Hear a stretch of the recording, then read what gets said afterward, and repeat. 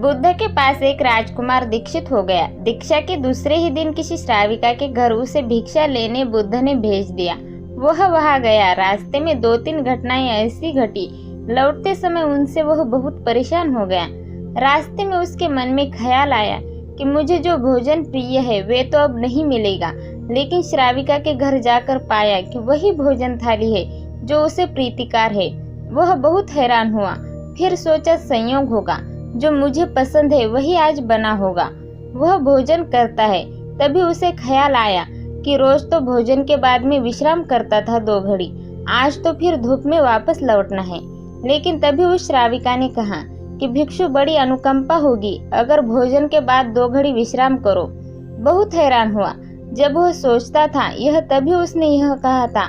फिर भी सोचा संयोग की ही बात होगी कि मेरे मन भी बात आई और उसके मन में भी सहज बात आई कि भोजन के बाद भिक्षु विश्राम कर ले।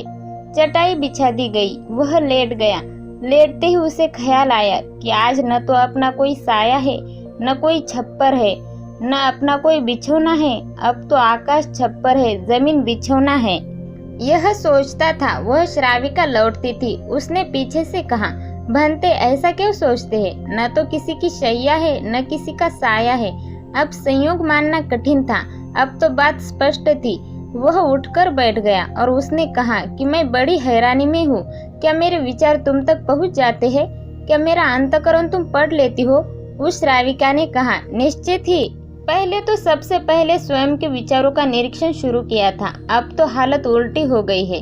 स्वयं के विचार तो निरीक्षण करते करते क्षीण हो गए और विलीन हो गए। मन हो गया निर्विचार। अब तो जो निकट होता है उसके विचार भी निरीक्षण में आ जाते हैं। वह भिक्षु घबराकर खड़ा हो गया और उसने कहा कि मुझे आज्ञा दे, मैं जाऊं। उसके हाथ पैर कांपने लगे। उस श्राविका ने कहा, इतने घबराते क्यों हुए? इसमें घबराने की क्या बात है? लेकिन भिक्षु फिर नहीं रुका। वह वापस लौटा। उसने बुद्ध से कहा, क्षमा करे, उस द्वार पर दोबारा भिक्षा मांगने में नहीं जा सकूंगा। बुद्ध ने कहा, कुछ गलती हुई? वह कोई भूल हुई?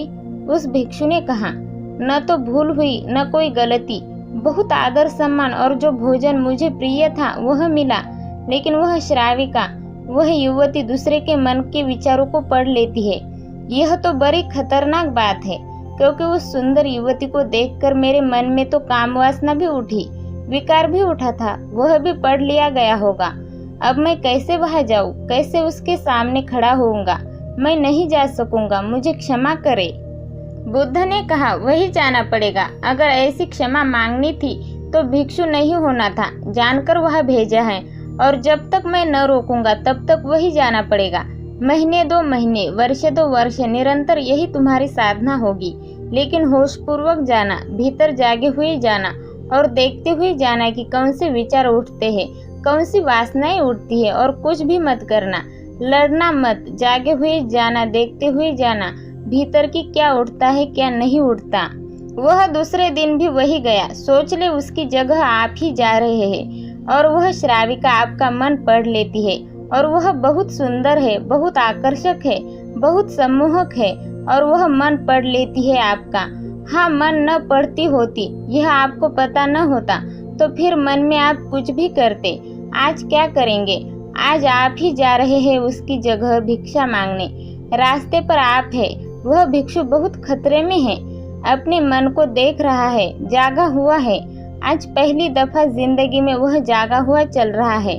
सड़क पर जैसे जैसे उस श्राविका का घर करीब आने लगा, उसका होश बढ़ने लगा। भीतर जैसे एक दिया जलने लगा और चीजें साफ दिखाई पड़ने लगी और विचार घूमते हुए मालूम होने लगे। जैसे उसकी सीढ़ियां चढ़ा एक सन्नाटा छा गया। भीतर होश परिपूर्ण जग गया। अपना पैर भी उठता है तो उसे मालूम पड़ रहा है, श्वास भी आती जाती है तो उसके बोध में है। जरा सा भी कंपन विचार का भीतर होता है, लहर उठती है कोई वासना की, वह उसको दिखाई पड़ रही है। वह घर के भीतर प्रविष्ट हुआ, मन में और भी गहरा शांत हो गया। वह बिल्कुल जागा हुआ है, जैसे किसी घर में दिया जल रहा हो और एक एक चीज कोना कोना प्रकाशित कर रहा हो। वह भोजन को बैठा, उसने भोजन किया, वह उठा, वह वापस लौटा। उस दिन नाश्ता हुआ, वापस लौटा, बुद्ध के चरणों में गिर पड़ा और उसने कहा, अद्भुत हुई बात। जैसे जैसे मैं उसके निकट पहुंचा और जैसे जैसे मैं जागा हुआ हो गया, वैसे वैसे मैंने पाया कि विचार तो विलीन हो गए, कामनाएं तो क्षीण हो गई। और मैं जब उसके घर में गया तो मेरे भीतर एक पूर्ण सन्नाटा था। वह कोई विचार नहीं था, कोई वासना नहीं थी, वह कुछ भी नहीं था। मन बिल्कुल शांत और निर्मल दर्पण की भांति था। बुद्ध ने कहा, इसी बात के लिए वह भेजा था। कल से वह जाने की जरूरत नहीं। अब जीवन में इसी भांति जियो जैसे तुम्हारे विचार सारे लोग पढ़ रहे हो। अब जीवन में इसी भांति चलो जैसे जो भी तुम्हारे सामने है वह जानता है, तुम्हारे भीतर देख रहा है। इस भांति भीतर चलो और भीतर जागे रहो। जैसे जैसे जागरण बढ़ेगा वैसे वैसे विचार वासनाएं क्षीण होती चली जाएंगी। जिस दिन जागरण पूर्ण होगा उस दिन तुम्हारे जीवन में कोई कालिमा, कोई कलुष रह जाने वाला नहीं है। उस दिन एक आत्मक्रांति हो जाएगी।